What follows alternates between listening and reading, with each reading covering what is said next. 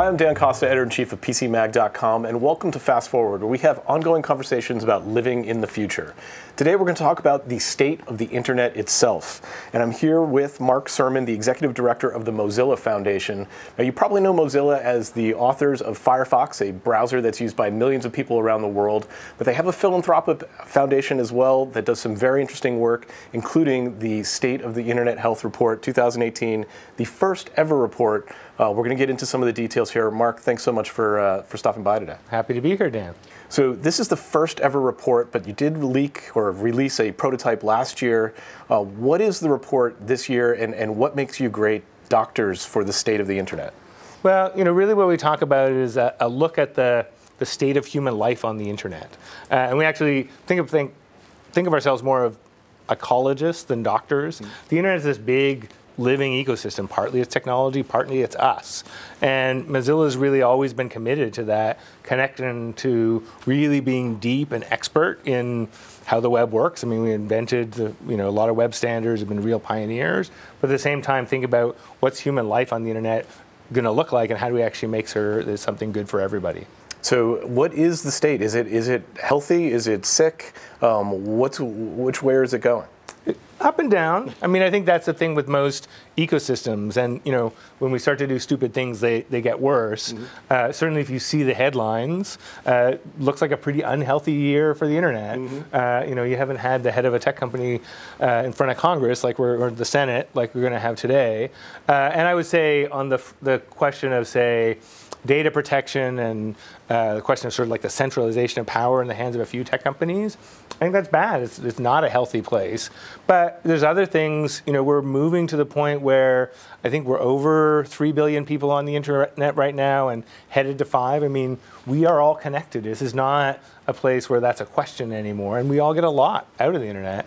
And, while the internet is less and less secure in some ways, just because it's so big, things are happening, like you see more HTTPS traffic, more encryption. So, there are places where things are going well. It seems to me we take for granted a lot of the positive things now. Exactly. And we write news stories about a lot of the negative things. Yep. But then again, the negative things are newsworthy, and we've got news in the headlines right now. Let's talk about this Facebook data leak. And they don't like calling it a data leak, but I think it is a data leak. They're involved with Cambridge Analytica. I don't think that most people understand what exactly happened here and why it's an issue. Can you explain it to readers or listeners? Well, maybe as a metaphor, it's not so much a data leak as like a nuclear waste spill. In that, something they didn't intend to have out in the environment got out into the environment, and somebody took it. We can talk about exactly how in a second.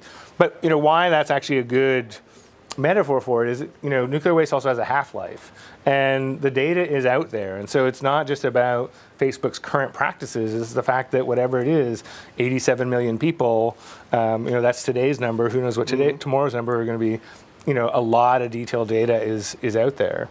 So practically what happened in this particular case is that, the information was gathered through effectively legitimate methods by what services Facebook offered at the time in 2015. An app developer developed an online survey, a personality quiz. Hey, are you introverted? Are you extroverted? But then it asked whether you wanted to connect to your friends. And at the time, Facebook allowed you, as an app developer, to access information not only about me by me providing permission, but all my friends without my friends providing permission. Mm-hmm. And so that adds up to 87 million pretty fast with a pretty small number of people. Mm-hmm. They then, Cambridge Analytica, or the people who had made the survey, put all that in a big database. They were able to kind of harvest it out, attached it to other information they were able to collect, and then resold it as a way to target advertising. And that's how you get the kind of profiling where I know really where you stand politically, maybe what your religious background is, and I can send you an ad or target messaging to you that's maybe going to push you one way or another, against an important election backdrop. Mm-hmm. And that's the thing I think most people don't realize is it's not just your Facebook profile, it's taking all of that information and then marrying it with other third-party information and creating something entirely new. Right, and then because it's part of it is the Facebook ID being able to buy incredibly cheap targeted ads back at you specifically on what's going to tip you over because we know so much and we are able to identify your Facebook ID. So it ties in, we talk about Facebook, we have to talk about fake news, because they're obviously very closely related. But it's one of the things that's in the report where you talk about how fake news is almost an inevitable byproduct of the attention economy, of the modern digital advertising ecosystem that's been set up, and this is the natural outcome from it. Yeah, and there's always been fake news and propaganda since well before Facebook, well before the internet, well before the printing press. So there's a human desire to push people in a certain direction. It's part of politics. It's part of just probably us. But what's different now is the ability to cheaply and at a massive scale do misinformation and do propaganda in ways that if you're smart about it, as the Cambridge Analytica or the people who were able to wield that were, lead to a pretty confusing, toxic environment that we didn't really hope. It's not what we hoped for of the internet. And so some of the factors that are coming together are, we collect too much data. I mean, that I would say to Facebook, to others in the ad business, you collect more information than you should. Certainly haven't asked me, or most users don't know they're being asked to do it. So there's too much information about us out there, and it's too easy to put it together. But then, you have a system which is incentivized based on getting people to click a lot, right? Those are the metrics of companies like Facebook. And then they offer services that allow these micro-targeted ads. So all these things together, combined with the fact that we don't necessarily have the digital literacy to know what's real, what's not, to kind of look at the provenance of information. We're not so all wired for that, right? We kind of trust sources historically. Maybe that's changing now. So you take all those things together, and you take a natural human tendency to some set of bad actors to want to abuse the system, or some set of people who just want to make money, by targeting cheap ads, things are going to happen, and you're going to get bad real-world results. Or you're certainly going to get real-world results, which is, a divisive country or strange political effects in different places. So, it's really a system that lends itself to large-scale abuse like that. So, when you look at the trend lines, the things that enable this aren't really going away. I mean, the ability to automatically generate content and create hundreds of thousands of messages isn't going away. The ability to fine-tune it and retarget and even automate that process isn't going away. So what can stop it? What can slow it down? Is it up to the platforms to sort of police their networks? Do we need FEC, like Federal Election Commission, like laws and regulations? What are some of the solutions? Well, as you say, the trends that are feeding this are only accelerating at the technology level and at the business practice level. And in terms of how we counter it, or even what the nature of the problem is, I don't think any of us have the whole picture. In fact, that's really one of the purposes of the Internet Health Report, is to bring in a lot of people. And it's not Mozilla's staff, it's our community around the world, and look at the different pieces of the map and try to piece a map together. Because I think we're starting to feel, in a way that is, uncomfortable, verging on, really a crisis, that we've got to do something about the way the data economy is working and make it better and make it more ethical. But, there's so many different components to it. So some of the components to consider, or some of the places to pressure are, hopefully companies looking up, including Facebook, and saying, I'm collecting all the data I could possibly want without knowing what to do with it.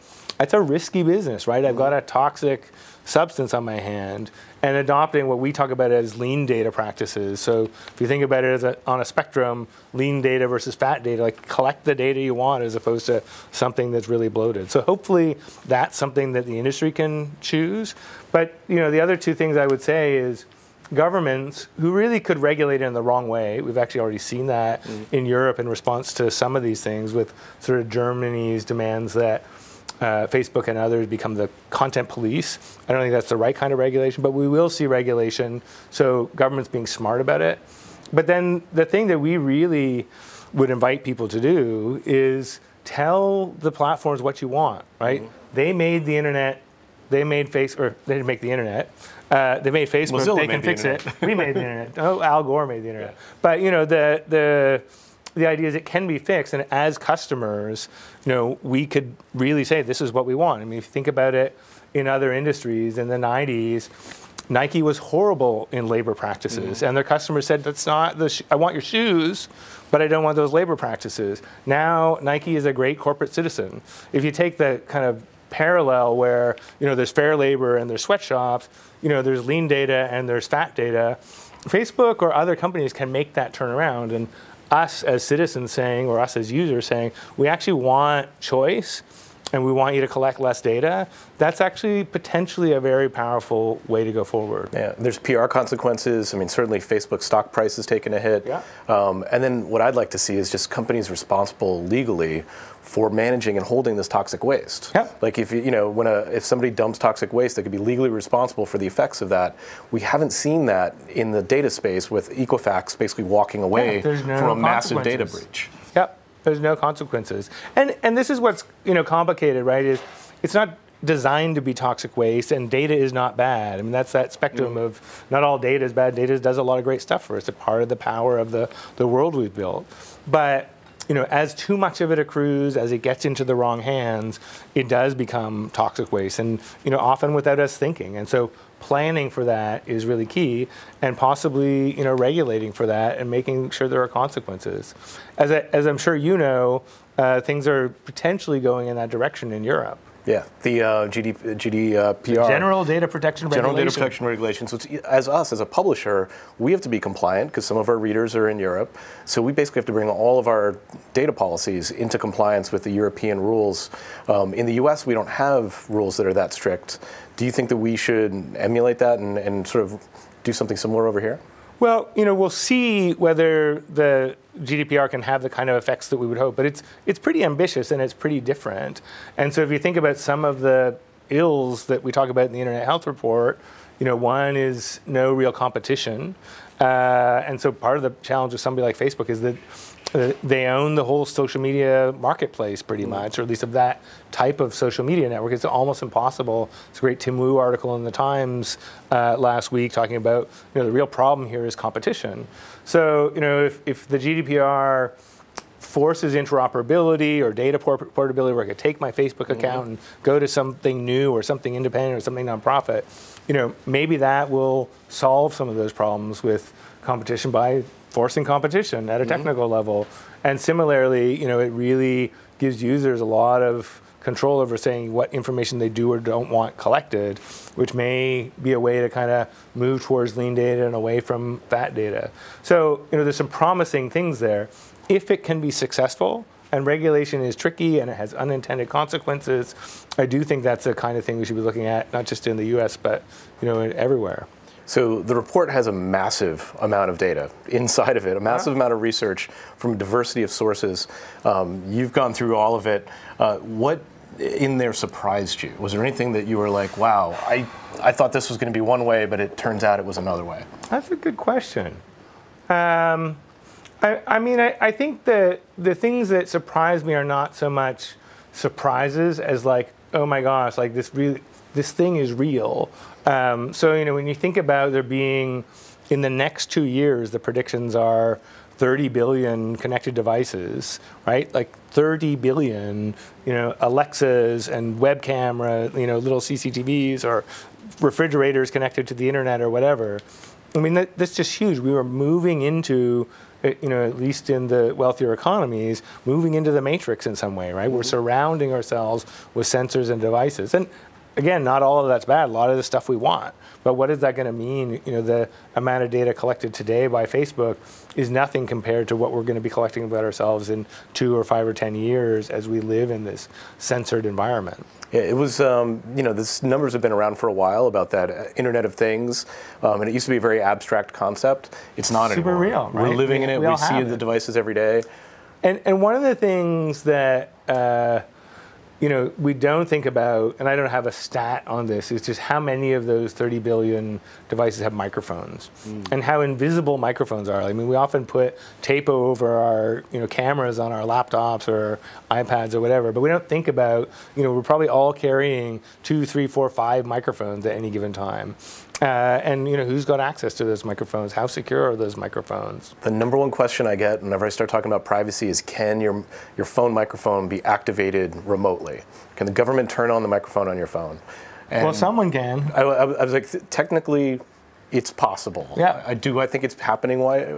I don't think so, but we don't know. But even if they're not, like the Alexa in your house also has another microphone, and it is listening, waiting to be woken up. It's what's designed to be, that's the design of it. And, one of the things that in particular around IoT, but, it's even true of an Alexa or a smartphone, the security of these things is constantly something that's changing. People are always looking for vulnerabilities.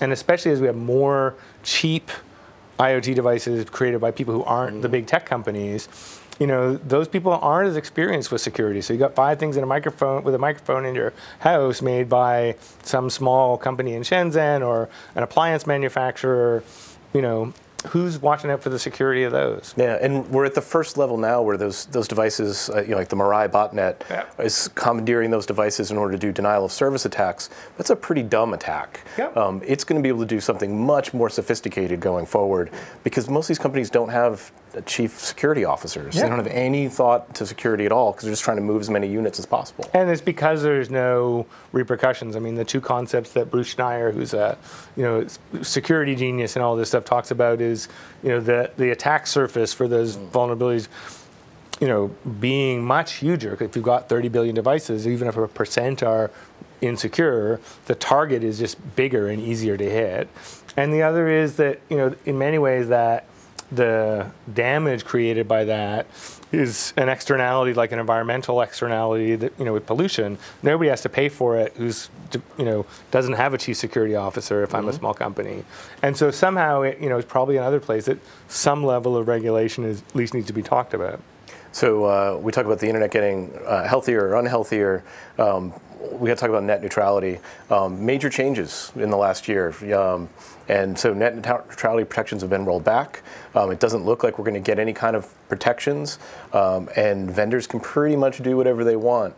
What is your take on that? And how do you think consumers are actually going to see an effect from this, if at all? Well, so I would say 2 things. I mean, one of the real efforts we made with the Internet Health Report is to make it clear that the Internet is global. And it is actually, you ask, where is it healthy and unhealthy? Even on net neutrality, it's getting healthier in India. It's a huge internet market, it's a billion people. And it's getting unhealthier in America. It's a medium-sized internet market, compared to India. And so they actually, passed new net neutrality regulations almost the exact same time as the FCC ripped them apart in America. So that, there are some good trends, and we haven't globally lost the battle for net neutrality. In the U.S., my worry is you don't see net neutrality, until it's too late, right? It's like air pollution. It's like the boiling frog effect. Is slowly you'll just see bigger and bigger companies having better and better service and having it be, as it already is for other reasons, more and more difficult for startups to compete. I mean, that's the thing that sounds a little bit abstract, but if you think that, even YouTube or Facebook or any of these, kind of the Web 2.0 companies, if they'd had the kind of lockdown, anti-competitive environment that we have now, of which everything from net neutrality to the way that there's no interoperability, create that lockdown environment, they never would have got off the ground. So we're in an environment where you just can't imagine competition emerging because things like that. And it plays into another trend in the report, which is the consolidation of technical power. And that now the behemoths, there have always been big companies out there, but smaller companies were able to compete because they had access. And now, a Verizon or an Amazon or a Google or even an Apple will have more ways to shut down those competitors. Yeah, it's also more vertically integrated, right? So they have more ways to shut them down because they're bigger, and also because it's everything. If you think about Google, from the operating system up to your Gmail, up to your payment system, up to your YouTube, and there's so much of a stack. And Apple, of course, has designed itself that way. So you kind of get locked into this sort of a box. And Firefox is a good story, at least in my opinion. We disagree on this sometimes, in that things were simpler in the early 2000s, but you had a nice example of where a pretty precise government action, which is the Department of Justice going after Microsoft and say, you can't force Windows users to only use Internet Explorer, you can't block other browsers from being on the operating system.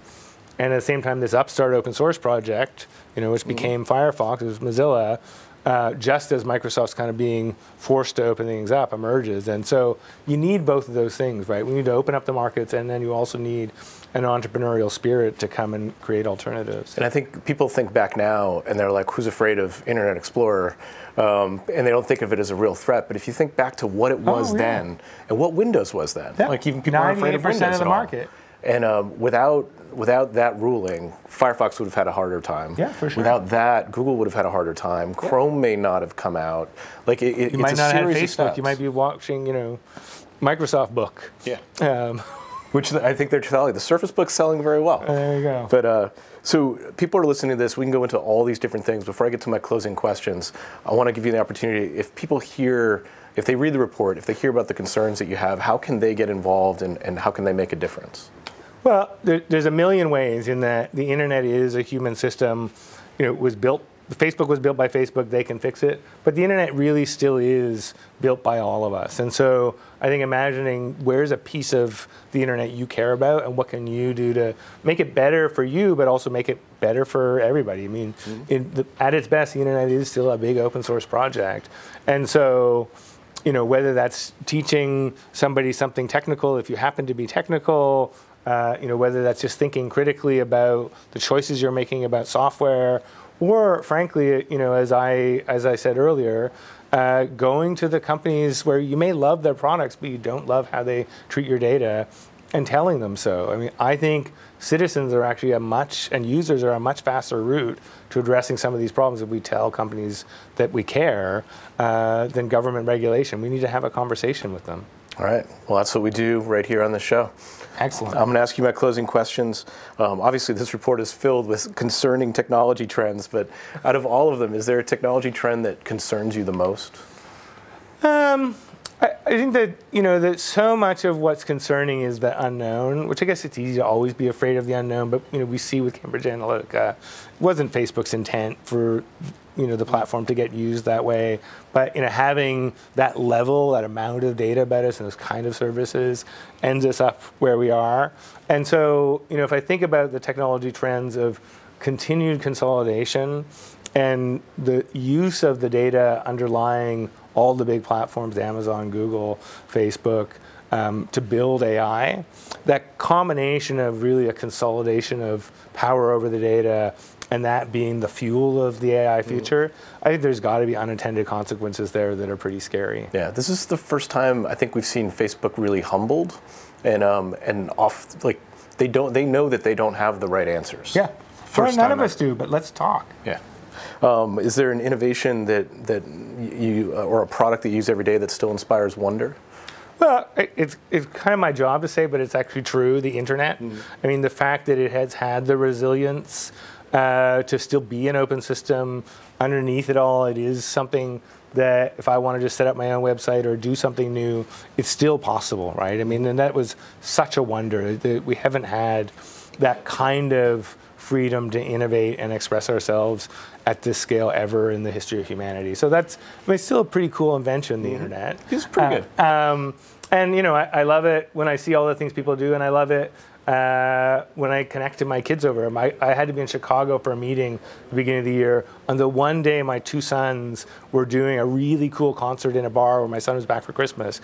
And I felt so sad. And my son called me at the hotel and brought me on stage on FaceTime. And, that's still pretty amazing. It really is the promise of teleconferencing. Nobody likes teleconference, but like that, everybody loves doing that. Yeah. How about on a hardware front? Is there a gadget or a tool that you use every day that you can't live without? Well, I think we're all addicted to the smartphone, and I'm actually trying to be less so. So yes, I have an addiction and a love for the smartphone, but it also is fragments my attention and makes it so I'm not as much face to face, and is the biggest tracking device you could ever imagine. There's a paper written in 2010, and occasionally you hear the people use the phrase, which is Orwell was an optimist. Yeah. And if you think about what Orwell imagined, we actually have it in our pocket all the time. Those big giant tubes and the low-res screens, it's like we can do much better than that. Yeah. And we'll pay for it a lot. We enjoy the privilege. So how can people find you online, download the report, and follow what Mozilla is doing?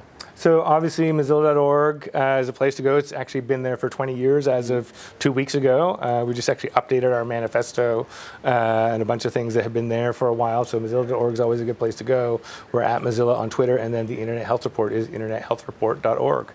Thank you so much. Mark, thanks so much for taking the time to talk to me today. My pleasure. Thanks, Dan. That's great. That's Fast Forward for today. We'll be back with a new episode next week. Thanks for joining us. If you like this show, please like us on Facebook, like us on YouTube, like us on the podcasts. We need those likes in order to get more people to see the show. Thanks so much for joining us. I'll see you in the future.